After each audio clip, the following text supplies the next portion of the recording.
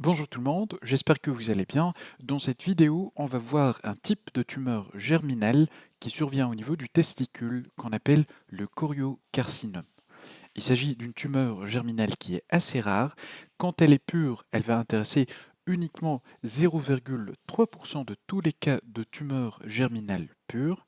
Et quand on parle de tumeur germinale qui est mixte, ça veut dire qui comprend deux ou plus de types de tumeurs germinales. Dans ces cas-là, on va observer un composant à choriocarcinome dans 8% des cas. Concernant le plan morphologique, le choriocarcinome est caractérisé par plusieurs aspects possibles qu'on appelle les variantes de ce choriocarcinome. La plus connue entre toutes ces variantes, c'est ce qu'on appelle le choriocarcinome classique, appelé également biphasique, vu qu'il comporte deux populations cellulaires. Alors quel est l'aspect de ces deux populations qui forment un choriocarcinome classique? C'est à ça qu'on va essayer de répondre au cours de cette vidéo sur l'âme virtuelle.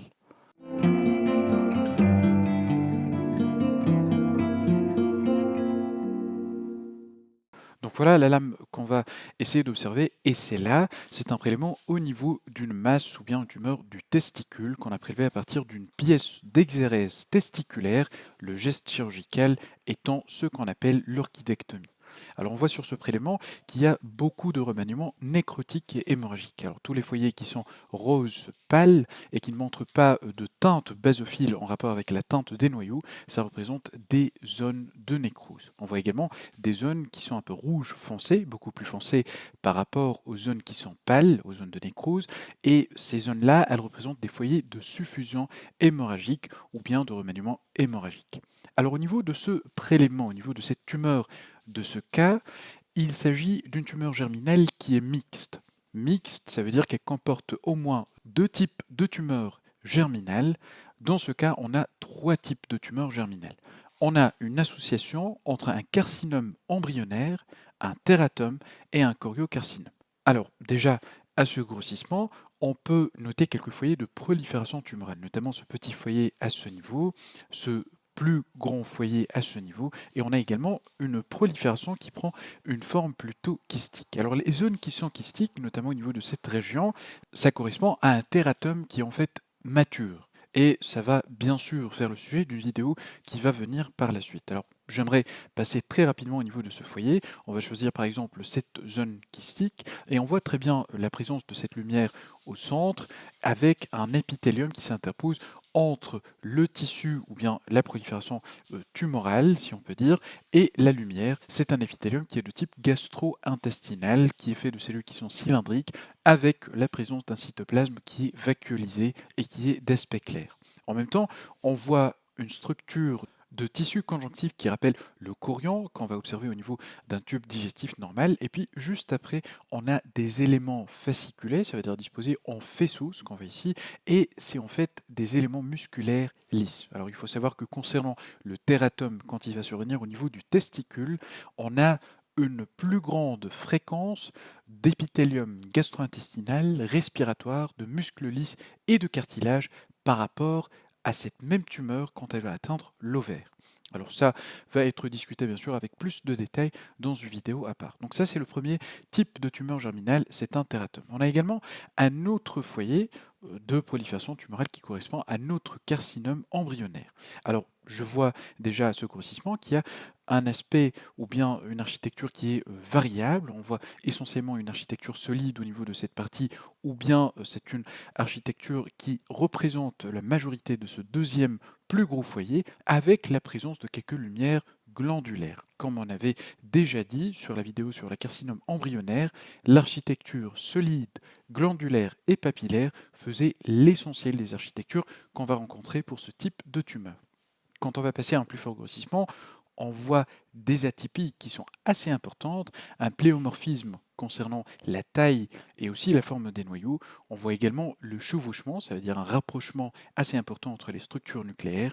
Et puis ces noyaux, c'est des noyaux qui sont dotés d'une chromatine qui est vésiculaire avec des nucléoles qui sont parfois franches. Les figures de mitose, si on va les chercher, elles vont être assez abondantes, avec au centre, au niveau de cette région, un foyer de nécrose tumorale de cette prolifération de ce nodule tumoral. Voilà, donc c'était les deux premières composantes de notre tumeur germinale mixte. La troisième, et c'est ça ce qui est le sujet de discussion de notre vidéo, c'est le choriocarcinome. Alors le foyer de choriocarcinome au niveau de ce prélèvement, il est à ce niveau. Je passe maintenant à un plus fort grossissement pour confirmer déjà ce caractère biphasique, ça veut dire la composition de deux populations cellulaires, et c'est exactement ça ce qu'on est en train de voir. On a des cellules mononucléées et des cellules qui sont multinucléées. Commençons tout d'abord par la prolifération qui est mononucléée. On voit très bien qu'elle est faite de nappes, ça veut dire des cellules qui sont disposées les unes à côté des autres sans formation de lumière glandulaire. Et puis, c'est des cellules qui sont de forme arrondie, comme par exemple cette cellule, ou bien aussi une forme qui est polygonale, avec un aspect qui est un peu rectiligne pour les bords de certaines cellules. Le cytoplasme, il est assez clair, assez pâle quand il est éosinophile, et puis on voit qu'il n'y a pas vraiment un chevauchement entre les noyaux, comme ce qu'on a vu pour le cas du carcinome embryonnaire. On peut également observer des mitoses, comme par exemple cette mitose à ce niveau. On peut observer encore plus au niveau de ce foyer. On voit ici une mitose, une deuxième, une troisième ici, une quatrième, une cinquième, ainsi de suite. Donc ça, c'est la première composante qui est faite de cellules mononucléées. Chaque cellule, elle possède un seul noyau avec des limites qui sont généralement bien définies entre chaque cellule et les cellules avoisinantes. Cette première population, ce premier type de cellules qu'on trouve dans les cas de choriocarcinome, on les appelle les cellules cytotrophoblastiques ou bien tout simplement le cytotrophoblaste. C'est des cellules qui sont mononucléées.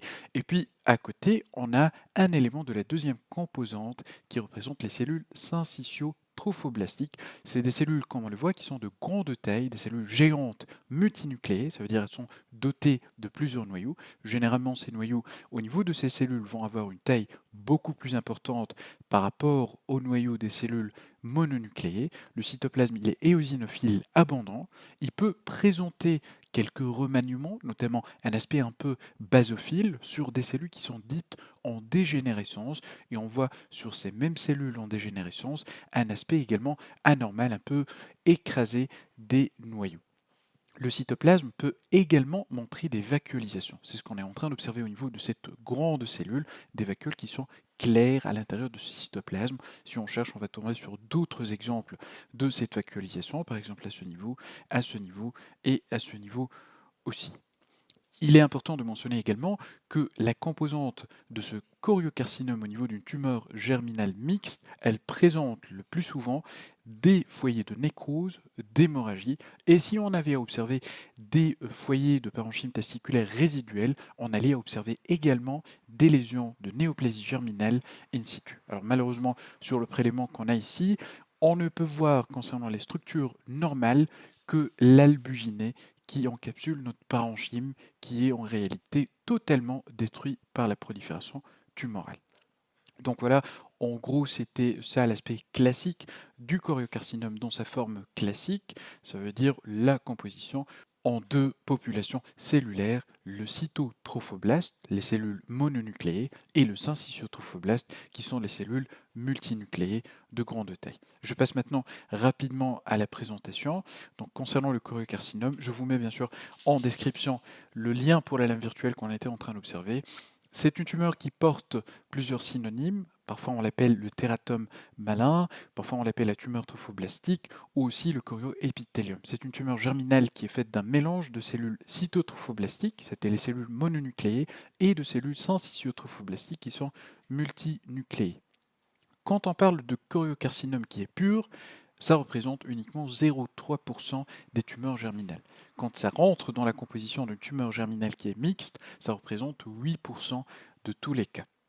La médiane d'âge, elle est de 29 ans. Souvent, la symptomatologie clinique, elle est liée aux métastases. Et rarement, on va découvrir cette pathologie sous la forme d'une masse testiculaire. On peut voir également d'autres symptômes, notamment la gynécomastie ainsi que l'hyperthyroïdie. Biologiquement, on aura à observer une élévation de la HCG qui va être très élevée dans la forme classique, qui va rester élevée dans les autres formes, dans les autres variantes, mais à moindre degré par rapport à cette première forme.